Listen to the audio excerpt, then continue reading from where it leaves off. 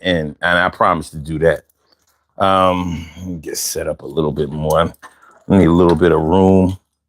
I need just a little bit of room. How y'all feeling today? Urban Therapy with Sun 752. This is the Urban Therapy with Sun show.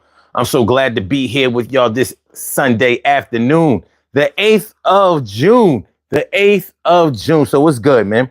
Listen, to let y'all know that I listen to my listeners, I listen to my viewers, I listen to my supporters. I've been told that I need to fix my face.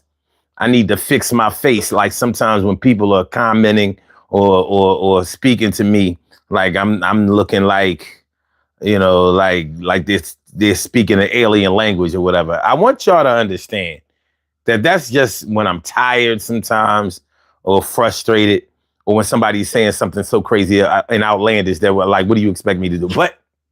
But they're right. They're right. What's right is right. What's wrong is wrong. And I've been wrong and I'm going to fix it. So from now on, please check me immediately when, you know. Now, listen, if you see me do something like, it's not because I'm not interested or because I think it's crazy. I could be thinking about something, you know, you got to understand. This is adult ADHD going on. This is adult ADHD going on. So I might be zoning out on somewhere, blah, blah, blah, blah, blah. And sometimes I have to be reeled back in like, all right, son, you know, come back in the crib, son. Come back in the crib. That's what I need you to do. Well, how y'all feeling today, though? I hope everybody's feeling like, I know I'm feeling like a real man should. And I hope y'all feeling like real men and women should also. So what's good? What's good? T. Carey, right? Morning, noon, and night. It's always great to have my peoples going directly into your site. And Stacey White, what's going on? I'm glad you came through. I'm glad you came on. And grown woman, don't try me. Every time I see you, I'll be like, yeah, she fly. See? All right, so let's get it popping, y'all. Yeah.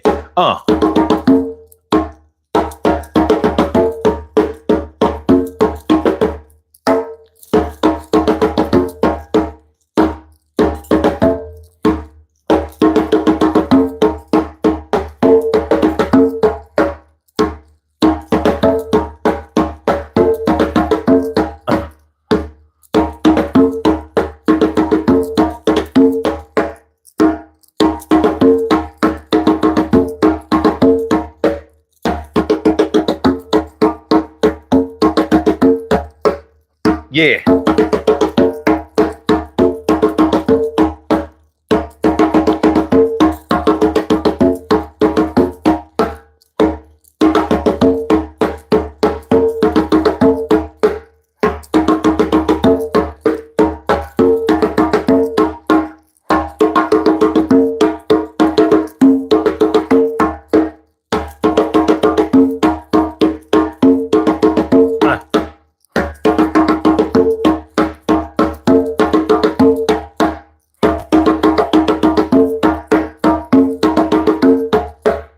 Yeah. Hit that like button, y'all.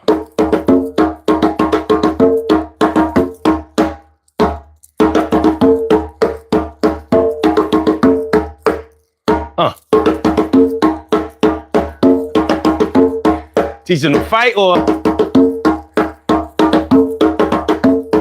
teach them to be nice? Teach them to be nice or teach them to fight, baby. If you had to choose, which one would it be? Yeah.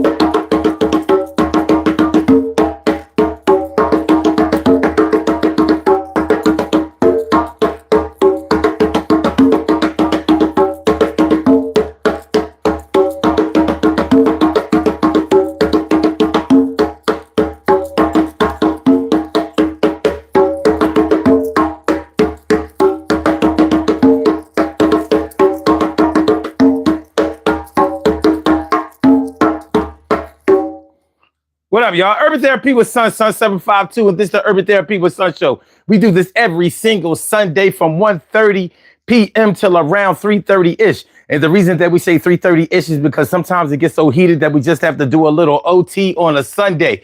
And it is Sunday. This is the show where adults come out and play with other adults. We laugh, we cry, we argue, fuss and fight, go back and forth with each other, bust it up all crazy. We take an introspective look into our own personality to see the way that the universe projects us into this thing called the world and try to figure out this thing called life. I'm your host, Sun 752, aka Omar with the and if you can't say Omar with the well, you just say Omar with the R. This is the Urban Therapy with Sun show. I'm feeling like a real man should. And I hope y'all feeling like real men and women should also. Today on the Urban Therapy with Sun show, we are talking about teach them to be nice or teach them how to fight. Teach them to be nice or teach them how to fight. Teach them to be nice, teach them how to fight. Sometimes you gotta go and give them a little advice. Yo, sometimes they don't want to defend themselves, so you gotta let them know to protect their health. But you want to make sure that you don't teach them to fight so good they start terrorizing the neighborhood. Yes, what you gotta worry about with the kids. Yo, I taught them how to fight. Yeah, that's what I did. Cause I ain't gonna have them be out here getting punked and coming home with all kinds of cuffs and lumps.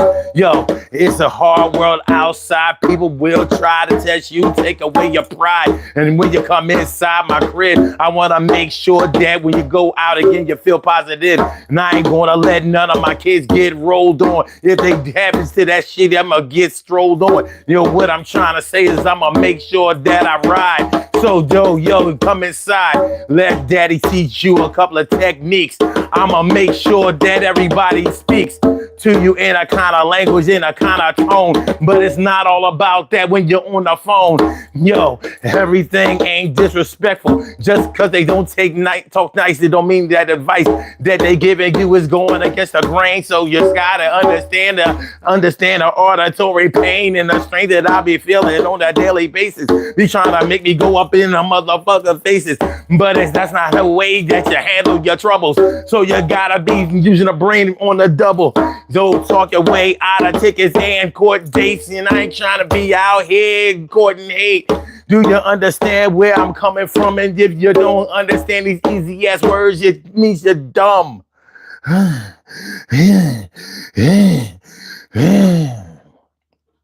this goes for kids and this goes for adults, because you know that some adults do not seem to know how to defend themselves.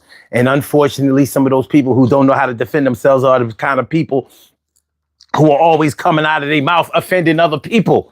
You know what I mean? I'm talking about your brother. I'm talking about your sister. I'm talking about your cousins. I'm talking about your homeboy. I'm talking about your kids in your class. You know what I mean? Your classmate that used to be your best friend, you know, back in the day. And they was always talking that shit because they knew that you was going to back them up.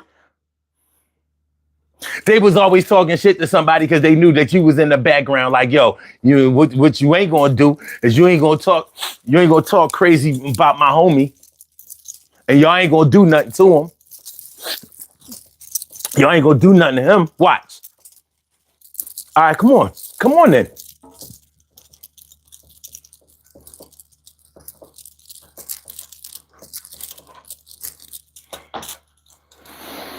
Teach him to be nice or teach him how to fight.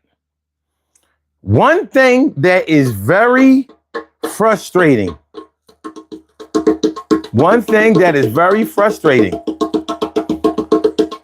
Dealing with an adult that does not know how to stand up for themselves. So you mean to tell me you made it 30, 40 years of your life? And you just let people talk to you any kind of way, huh? Yet you step off all mad, talking about what you should have did, or what you should have done, and what you gonna do if they ever do it again.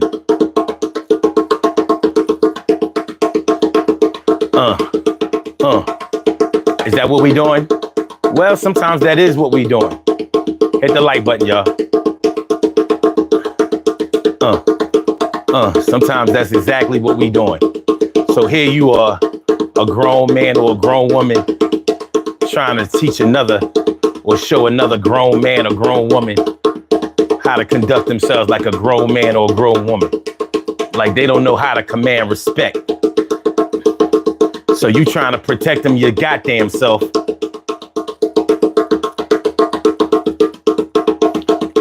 At the same time, trying not to make a monster. Trying not to make a monster. What we talking about? What we talking about? Yeah. Yeah. Yeah. Yeah. Yeah. Yeah. Yeah. Yeah. Yeah. Yeah. Yeah. Yeah. Yeah. Yeah. Are y'all ready? Yeah. Yeah. Yeah. Yeah. We're gonna talk about this. Yeah. Yeah. Yeah. Yeah. Yeah. What's good? We good? Okay.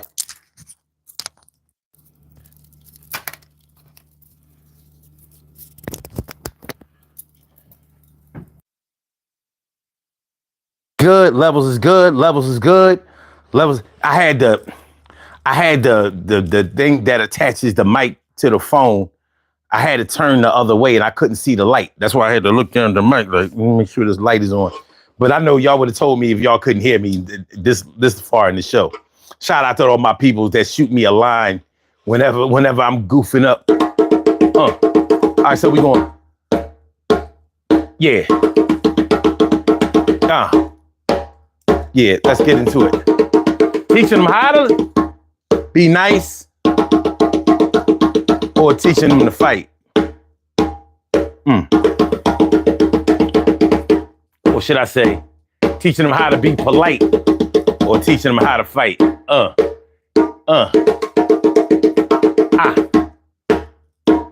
Yeah. What? Let's get it popping. All right. Yeah. Yeah.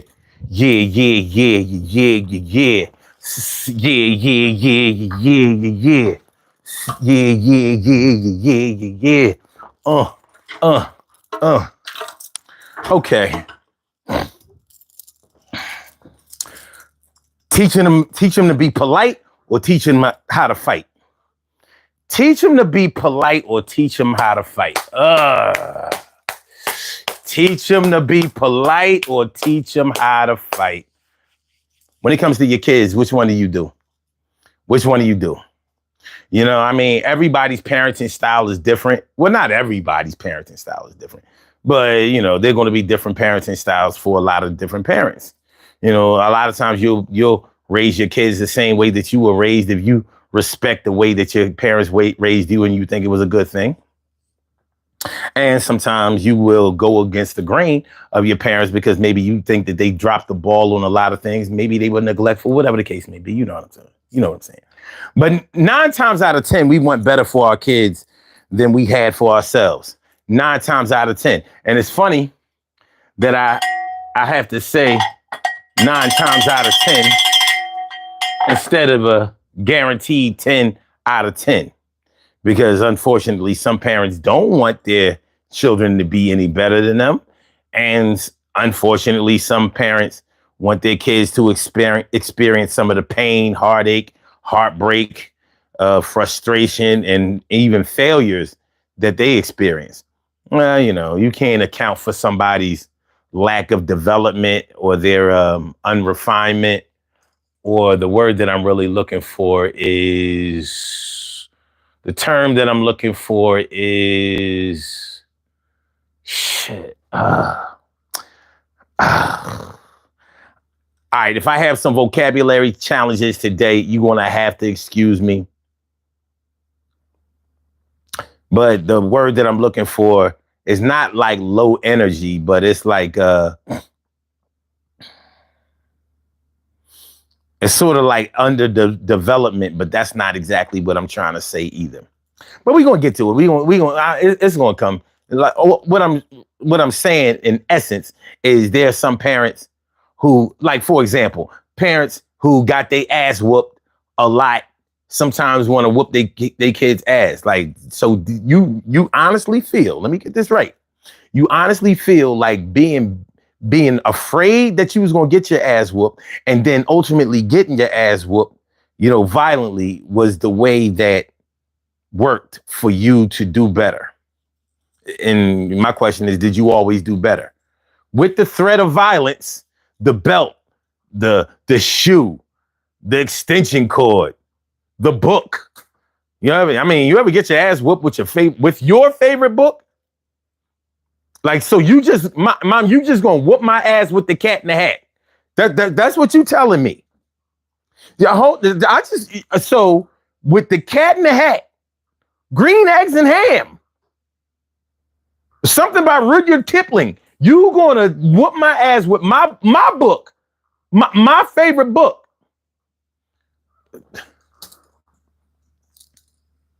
Anyway, yeah. Some parents have adopted that was the way that you get kids to listen and that you keep them out of trouble. I don't think that there's anything wrong with some physical discipline. If your children have displayed that they want to be disrespectful, that they consistently want to be out of pocket, and that they are hell bent on asserting their authority over you. Well, number one, once your kids have gotten to the point where they think that they can beat you or that you're not going to do anything, that's you falling down on the job at a young age. Because we not doing that over here. You know what I'm saying? Like, I will never let my kids think that there's no threat of violence, but I'm not going to be hitting them all the time and all that little crazy shit. It's supposed to be punishment, not a developing tool. For real. It's a punishment. Like, if I've told you 4 or 5 times not to do something, and it's something that's dangerous to you or offensive to others, and you decide that, oh, well, you ain't gonna do nothing, I'm gonna do what I want to do because that's what I want to do. Oh, you a rebel without a cause? Well, I'm gonna give you a cause. So, but anyway, teach them to be polite or teach them how to fight. I wrote something in the description of this show, and man, let me see if y'all can relate to this. Oh shit, hold on. I ain't even ready to go. Yeah, I am. I'm thinking I'm cool in the gang. I'm not cool in the gang. I'm over here lacking. I'm over here lacking and slacking, yo. I gotta do better. I'm not living my life right. I'm not living my life right. Matter of fact, yeah, you can boo me. Boo me all you want, man. You know what I mean?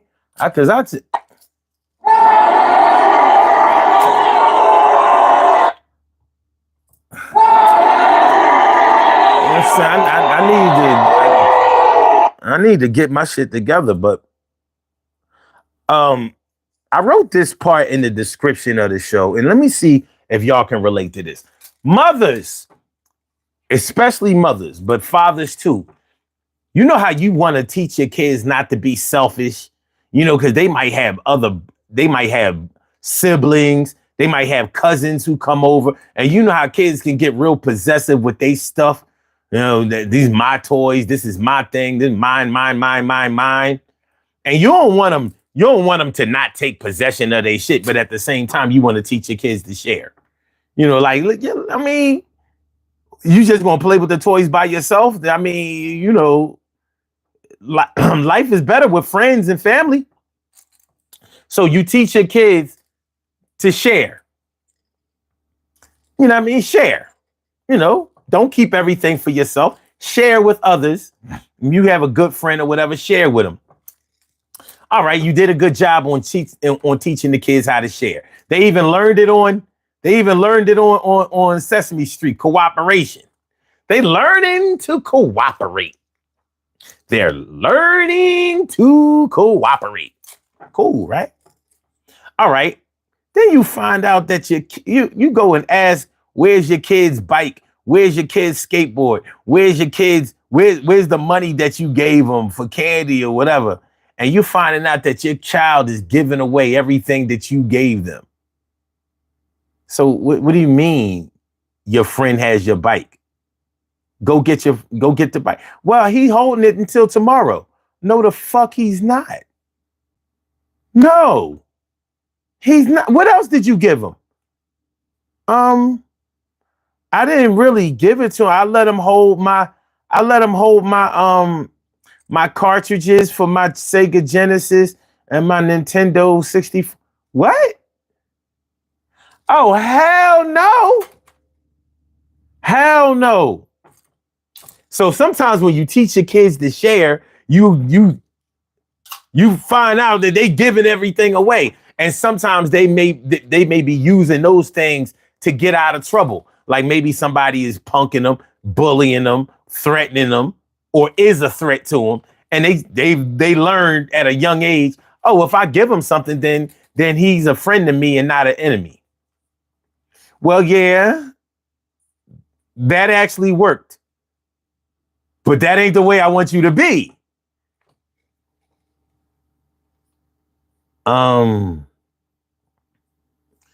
TK right says, I wish that both was a choice. And what's that? Make the liar? Who removed my comment, little punk? Ain't nobody remove your. You would be able to see if somebody removed your comment, they would remove all your comments. Look, we're not doing this dumb shit today. Cheryl Halsey, what's good? How you feeling? How you feeling? All right, and Leah McNeil. Leah McNeil. We gonna be talking about some girthy.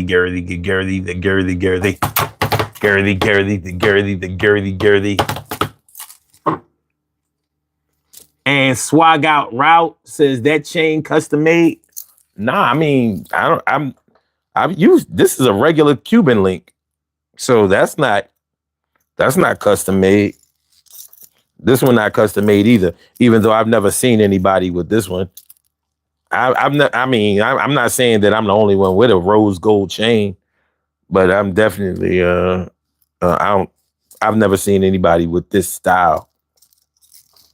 And of course, this is custom made. This is my piece, Sun 752. This was custom made too, but you know, I'm missing a stone right here. Gotta get another stone put in. Yeah, that's all good. But no, it's not. They're not custom made. They're just different. This is old gold. I've had these chains over going on 20 years now. You know what I mean? 18 years. Easy. Cheryl Halsey says, we taught ours to respect themselves first. Fighting came natural. Okay. All right. So I understand what you're saying. I understand what you're saying. Like, listen, you teach your kids not to handle their frustration and their problems with violence, but you also show them like, oh, don't be no pushover. Don't be no push. We ain't doing that. It ain't doing that. We ain't doing that. But yeah, teaching your kids to be polite. And we're talking about kids right now, but sometimes you have to do this with adults. Teach them to be polite or teach them to fight. And there are different ways to fight. Let's make sure that we have that understood. There are different ways to fight. So I'm not just talking about putting your hands up or picking up a 40-ounce bottle. Remember, back in the day, there were always 40-ounce bottles somewhere that you could pick up and bash a motherfucker over the head with. Why was that? I don't see 40-ounce bottles anywhere anymore. But you know what? I'm not outside. Maybe if I was outside, I would see more 40-ounce bottles. But cats don't really, everybody smoke weed now. They don't drink malt liquor no more. And that's a fact. That's a fact. I ain't heard nobody, used to hear it in our rap lyrics. 40 ounce of private Stizinock standing on my corner, holding my jizzinock, watching all the girls pass. Boy, she got a big ooh. Hey, baby, what you do? Okay. But yeah, there are more ways to fight. More ways to fight than just putting your hands up or finding a brick from somewhere and hurling it at somebody. But everybody doesn't come fully equipped with the knowledge of how to fight, how to defend themselves, and when and where to do so, and against who. Not everybody knows that, and you would think that they would. You ever deal with somebody who don't seem to know when somebody is talking to them greasy? You know, it has happened to me right here on this show.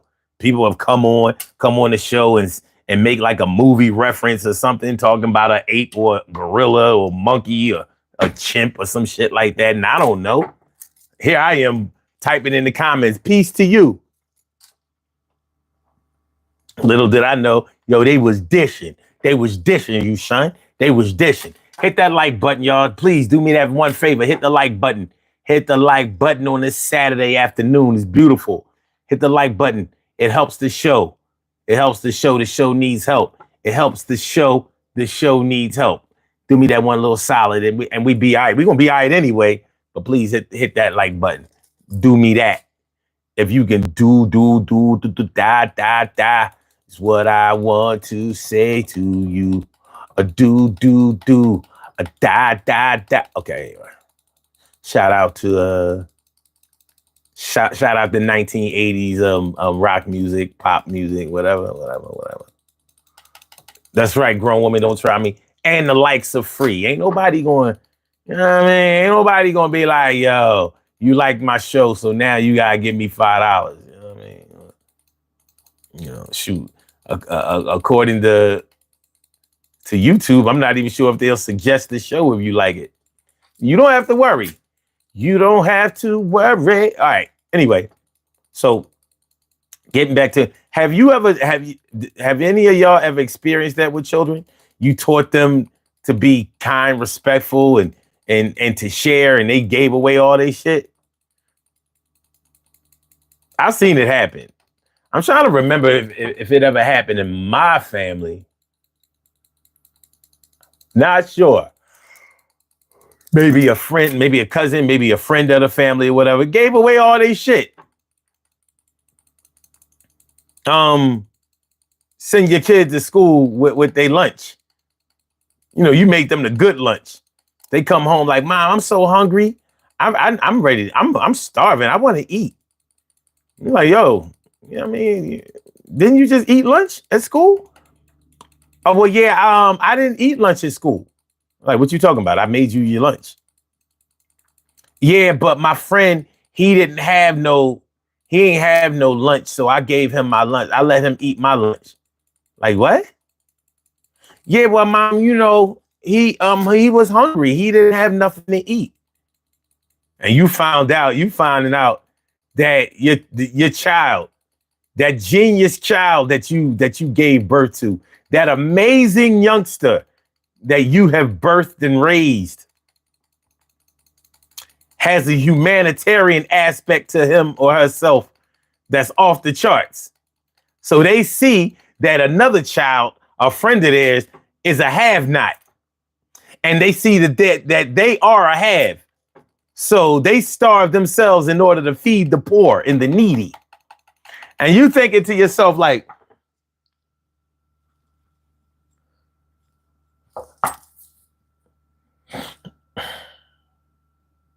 how do I handle this situation?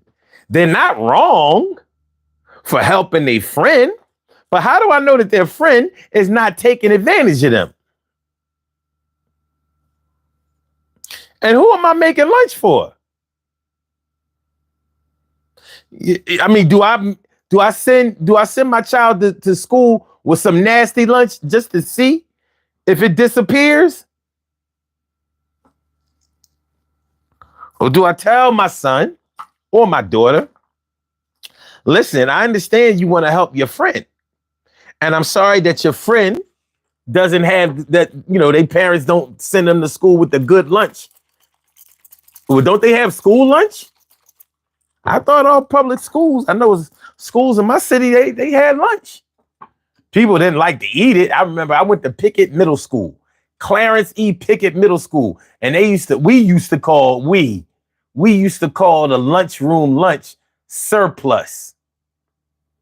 You know, and I didn't even know what surplus meant. I looked it up one day. It had been years we were saying it. We were calling it surplus. I looked up the word surplus. They're like, man, that meant leftover food.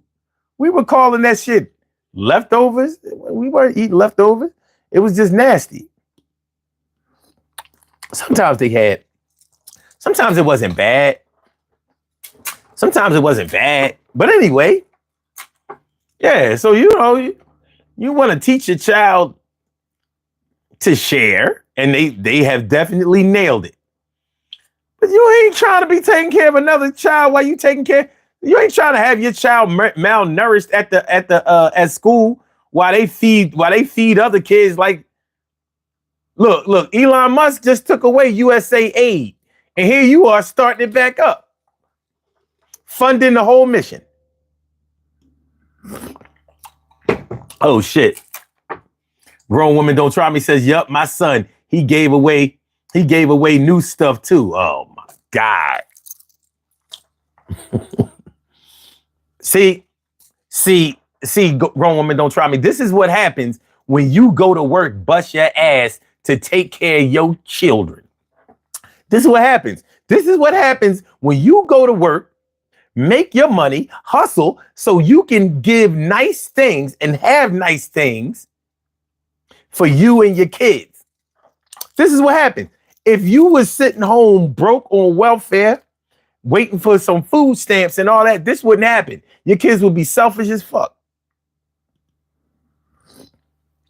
But no, you want to go to school. You want to get a job. You want to work hard. You want to move up in position. You want to get a raise. You want to get a second job. You want to hustle on the side.